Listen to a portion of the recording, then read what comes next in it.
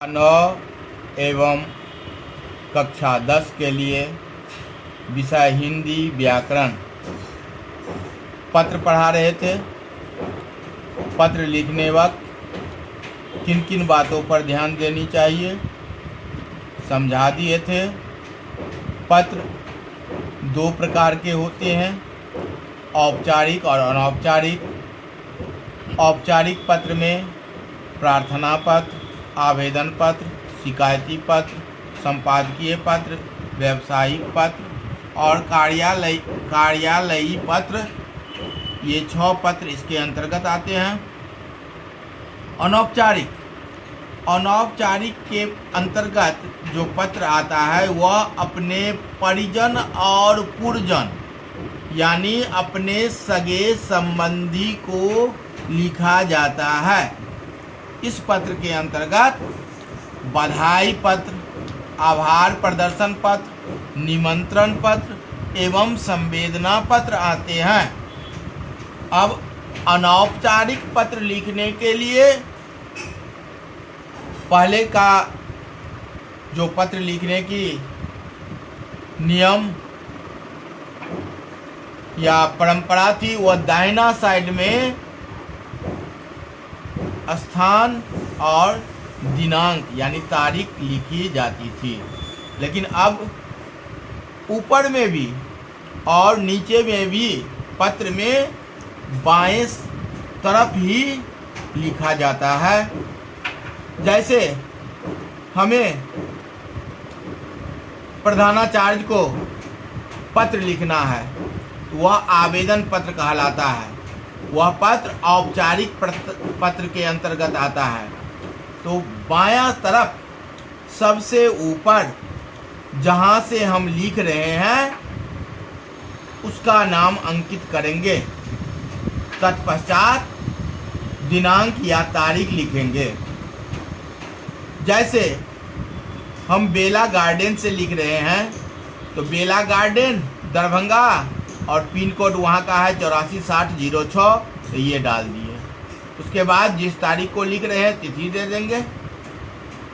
उसके बाद जिसके नाम से पत्र लिख रहे हैं, अगर प्रधानाचार्य को लिख रहे हैं छुट्टी के लिए या शुल्क माफ करने के लिए, तो सबसे पहले वहाँ पर संबोधित करेंगे प्रधानाचार्य महोदय, और प्रधानाचार्य महोदय के बाद विषय देंगे। तो प्रधानाचार्य महोदय तो कहाँ के प्रधानाचार्य हैं, तो नीचे में रहेगा बेला पब्लिक स्कूल दरभंगा।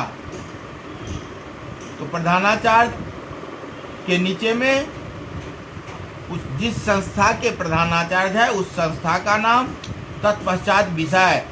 अगर शुल्क माफ करने के लिए देते हैं तो विषय में शुल्क माफ करने के संबंध में लिखेंगे।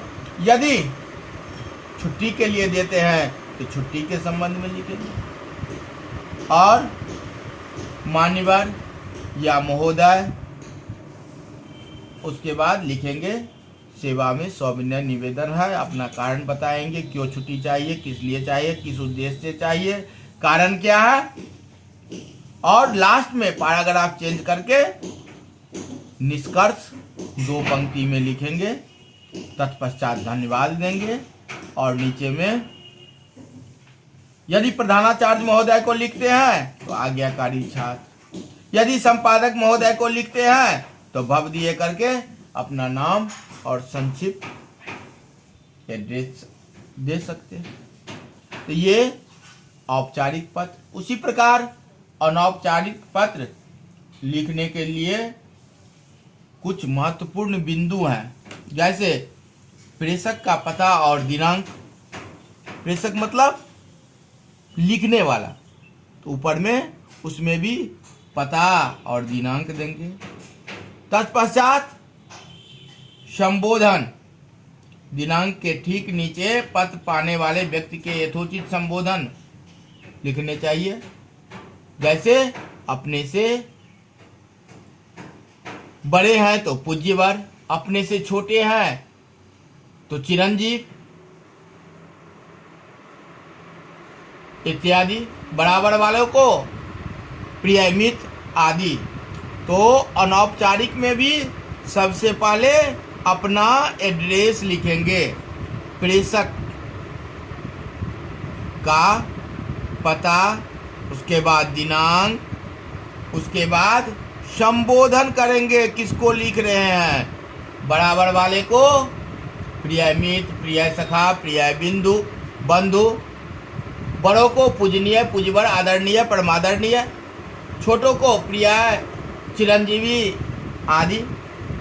उसके बाद ये पहला हो गया, दूसरा में दिनांक हो गया, तीसरा में संबोधन हो गया, चौथा में हो गया अभिवादन। अभिवादन में क्या करेंगे? तो छोटे को आशीष देंगे, बराबर वाले को नमस्कार करेंगे और बड़ों को प्रणाम करेंगे। उसके बाद नेक्स्ट पत्र की सामग्री लिखेंगे, जो क्या है, क्या कहना है, किस संबंध में लिखेंगे। विषय वस्तु जिसे कहते हैं, उस विषय वस्तु का विवरण इसमें होना चाहिए। इसी प्रकार जिस प्रकार औपचारिक में लिखते हैं उसी प्रकार सब लेफ्ट से राइट से ही शुरू होते हैं, विषय वस्तु पूरा लिखा जाता है। उसके बाद पैराग्राफ चेंज करके पत्र का समाप्त या सार तत्व जो है लिखेंगे